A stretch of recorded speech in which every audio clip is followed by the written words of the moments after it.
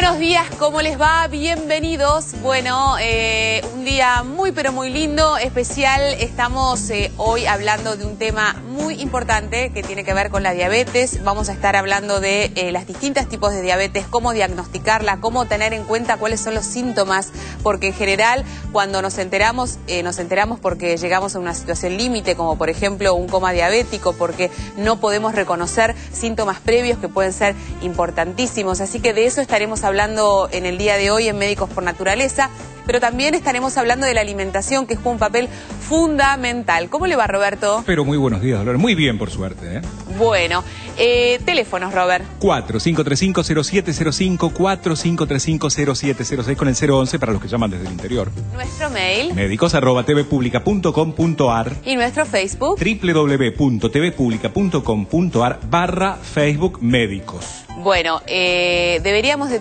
tocar entre las patologías que uno puede tener es la hinchazón. Cuando uno se acuesta tarde y tiene una noche larga, como el caso mía, les pido disculpas. Así que si ustedes quieren protestar y quieren decir lo que quieran, lo pueden hacer a estos teléfonos, a este mail, y pueden decir que todavía estoy media dormida. Bueno, tenemos información que compartimos más allá del tema de hoy, que son las pastillas del doctor.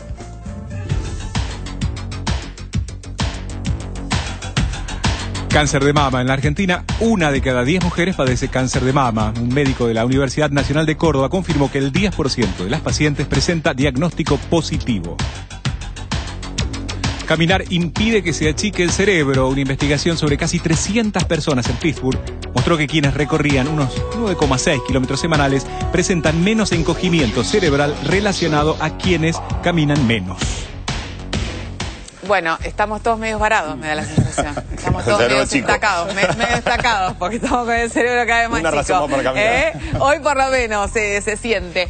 Bueno, a ver, esto tiene un... Tiene mucho impacto. Si no caminás, se te achica el cerebro. Sí, obvio. Me levanto, voy a hacer, hagamos un programa caminando. Ya nos habían dicho la semana pasada que efectivamente el caminar tenía una incidencia muy pero muy importante para prevenir las demencias seniles, por ejemplo, el Alzheimer, ese tipo de cosas. Ese estudio lo que trató de revelar es esto, ¿no? Sobre todo los déficits de memoria. Lo que se hizo es agarrar a unas 300 personas y hacerle un seguimiento a lo largo de 9 años.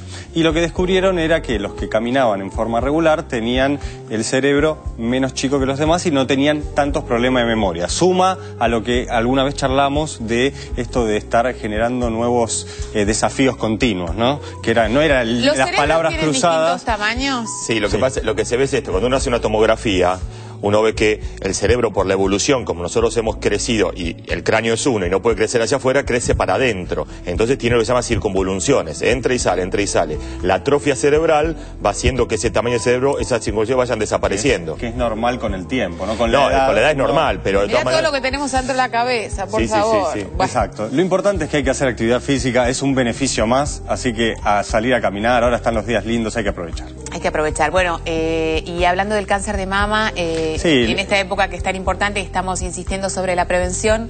Exactamente. El tema es que viene a reafirmar lo que estuvimos ya charlando en un programa especial. 1 de cada 8 o 1 de cada 10 mujeres va a padecer cáncer de mama en algún momento de su vida, y recordar que hay entre 15.000 y 18.000 casos nuevos por año. Así que es tan importante la detección precoz, porque cuando lo detectamos, la presencia de algún bulto, sobre todo menor a 1 centímetro, la posibilidad de curación es del 96 al 98%. Por eso es tan importante el tema de la detección temprana y la prevención.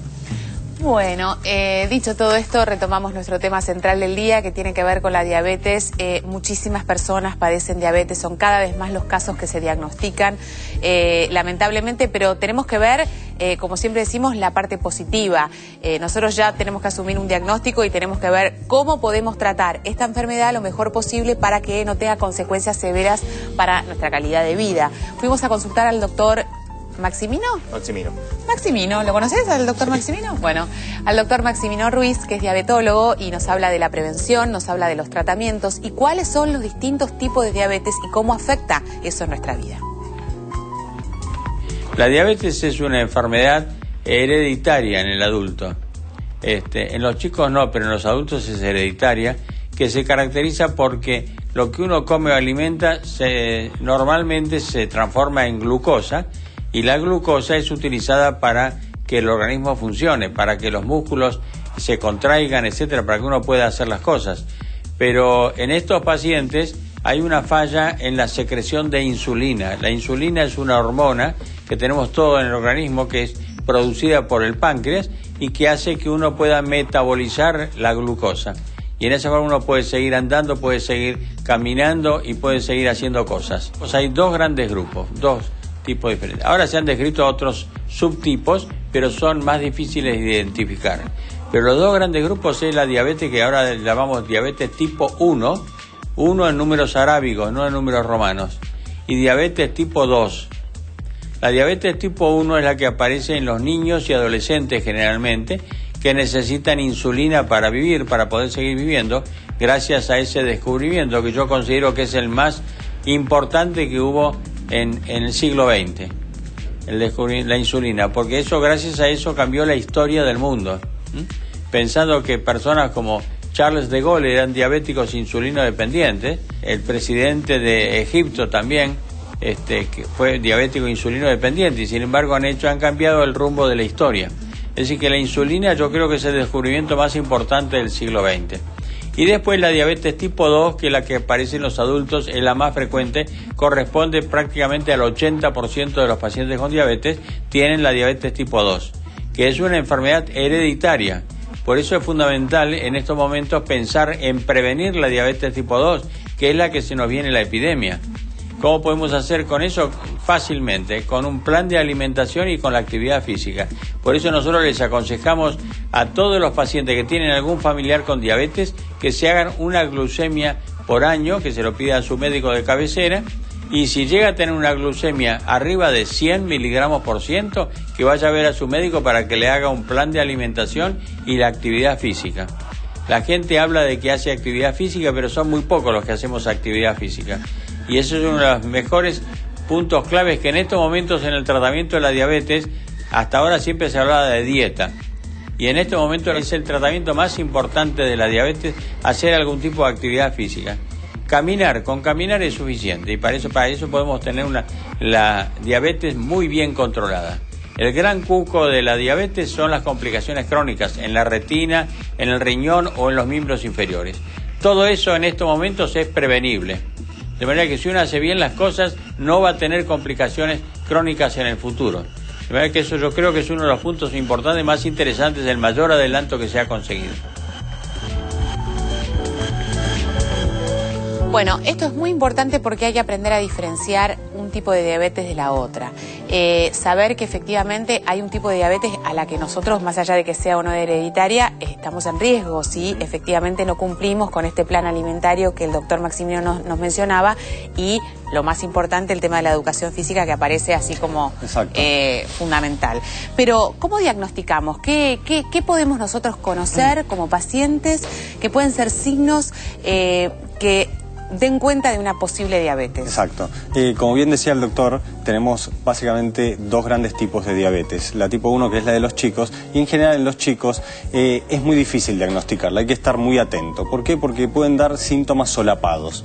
A veces puede aparecer visión borrosa, aparece la famosa tríada, que es aumento del apetito, aumento de la cantidad de líquido que toman, el aumento de la diuresis, o sea, de la orina que hacen, y además hay pérdida de peso, ¿sí? Pero hay que estar atento porque en general hay edades, sobre todo con los varones, donde comen mucho, toman mucho y demás, entonces hay que estar atento. Y tienen facilidad para ir al baño, entonces uno tiene la sensación de que están todo el día yendo al baño y en realidad es porque es de vagos nomás. Exacto. Lamentablemente la forma más común que nosotros vemos en el consultorio, ves en una guardia, es cuando caen con una descompensación de la diabetes. Quiere decir que la glucemia, que es lo que se acumula porque no hay insulina para que pueda entrar a las células, es tan alta que pueden llegar en un coma diabético, claro, o en una cetoacidosis diabética. Entonces, todo el medio interno que funciona en un perfecto equilibrio está desequilibrado, y son chicos por ahí grandes, 6, 7, 8 años, que llegan con una deshidratación extrema, con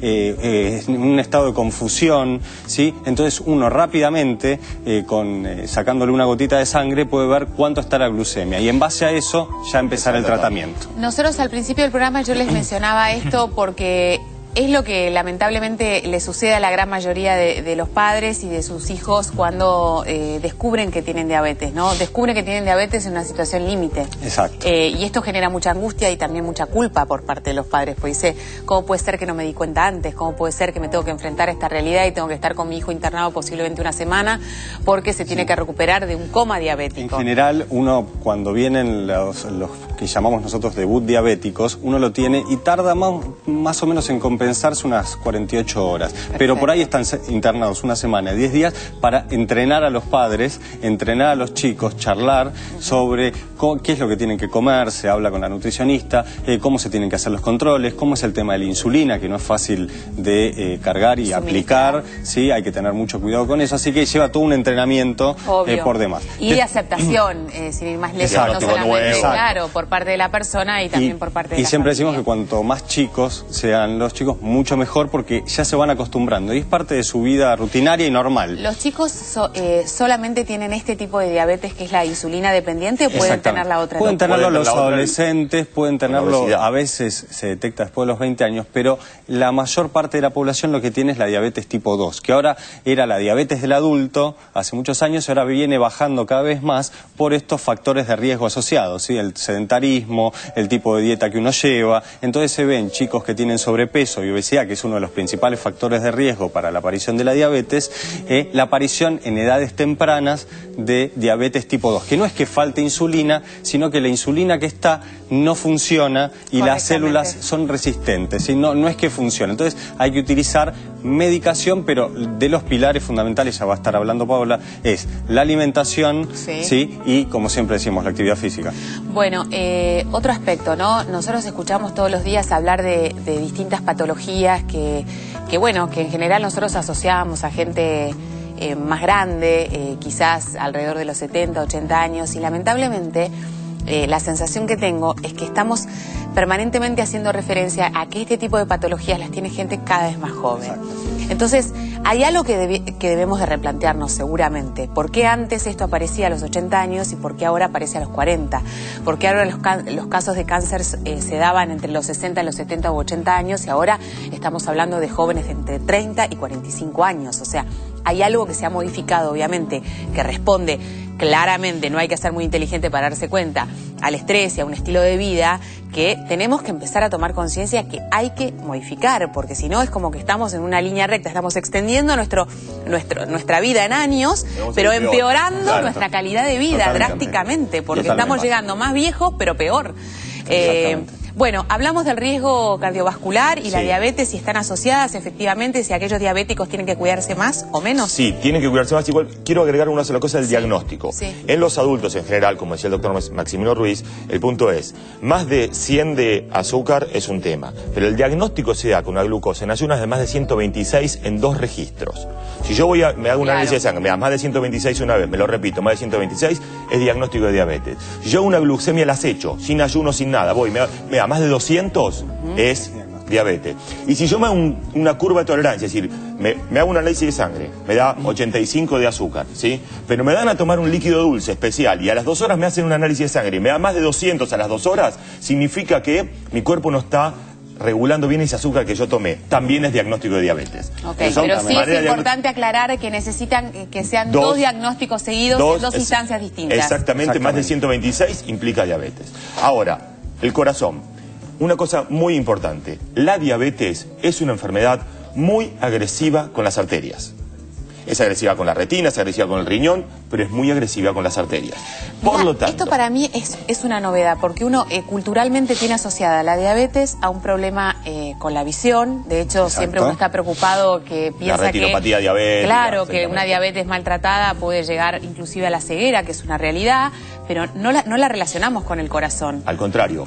De hecho, fíjate cómo serán las cosas, que un diabético que no tiene antecedentes cardíacos, hay que tratarlo con objetivos de tratamiento como si ya hubiera tenido un infarto, por el riesgo que tiene. Es decir, que la persona que es diabética tiene 2 a 4 veces más riesgo de tener un infarto que una persona que no es diabética. Y de accidente cerebrovascular lo mismo.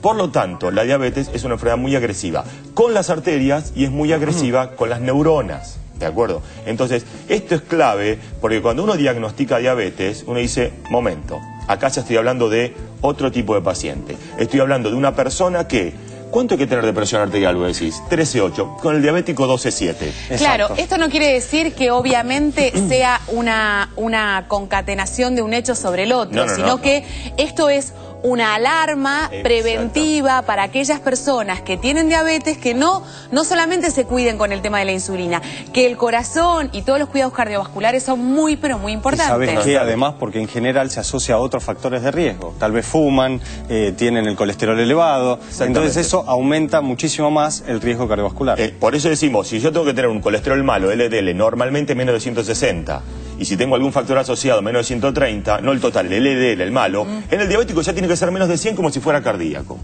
Y el diabético que desarrolla enfermedad renal tiene mucho más riesgo de enfermedad vascular todavía.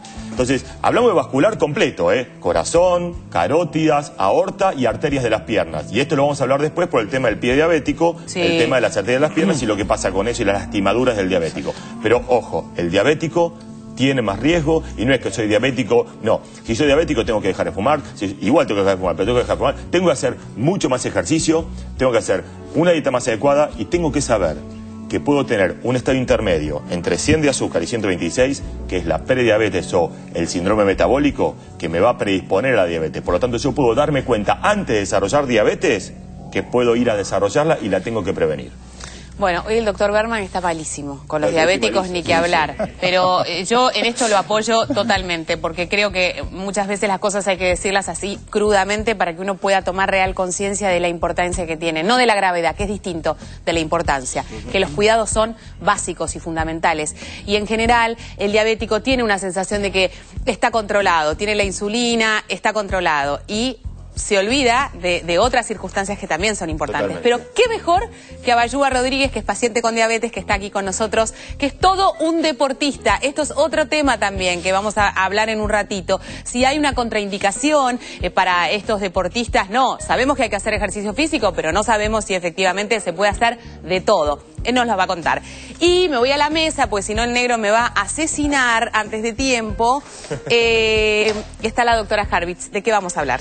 Bueno, hoy vamos a hablar, darles herramientas útiles a los pacientes con diabetes para poder armar un plan alimentario adecuado, rico, que tengan tips importantes para poder armar lo que corresponde y que no aumente el azúcar demasiado. Doctora, esto es importante porque en general hay también como una problemática psicológica de pensar, uy, tengo que hacer la dieta, tengo que medir, si esto es azúcar, es como que no, hay veces que es más sencillo de lo que parece. Totalmente, estamos acostumbrados a comer muy mal. Esta es la propuesta, es comer bien y entender por qué. Entender por qué, de eso se trata. Bueno, hacemos una primera pausa aquí en Médicos por Naturaleza. Recuerden que nos pueden llamar ¿a qué teléfonos? 4535-0705 o al 4535-0706 con el 011 para los que llaman desde el interior. Bueno, y les prometo que después de la pausa voy a estar completamente despierta. Ya venimos.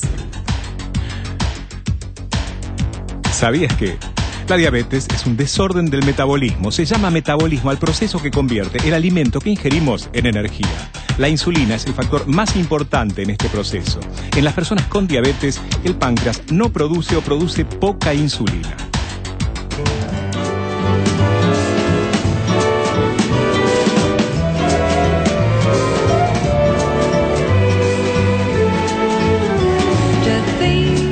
Things like daffodils and peaceful sheep on clovered hills.